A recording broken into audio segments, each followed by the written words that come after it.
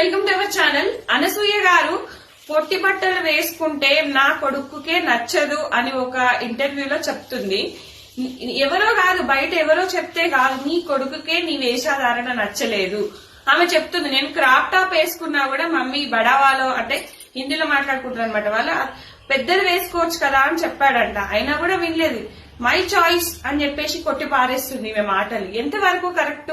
నీకు బయట సమాజం చెప్తే నచ్చదు, బయట వ్యక్తులు చెప్తే నచ్చదు, అత్తమామ చెప్తే నచ్చదు, భర్త చెప్తే నచ్చదు, అట్లీస్ట్ నీ కొడుకు చెప్తే కూడా నచ్చదా నీకు? నీ కొడుకు రేపు సమాజంలో తలెత్తుకొని తిరగాలి అంటే నువ్వు అలా ఉండకూడదు కదా. ఇప్పుడు వాళ్ళ ఫ్రెండ్స్ ఎక్కిరిచ్చచ్చు, వాళ్ళ స్కూల్ మేట్స్ ఎవరైనా కూడా, కాలేజ్ అని మీ అమ్మ ఇట్లేసుకుందరా, మీ అమ్మకి అట్లేసుకుంటారా అంటే ఆయన తలెత్తుకొని తిరగలడా కొడుకు? నువ్వు భర్తకు సమాధానం చెప్పుకున్నావు, కానీ కొడుకు నీ పిల్లలు భవిష్యత్తులో నీ గురించి ఇలా మాట్లాడుకోకూడదు అంటే నువ్వు ఎలా ఉండాలి? మరి నువ్వేం నేర్పిస్తున్నావు? శివాజీ గారికి కౌంటర్ ఇవ్వడం అవసరమా?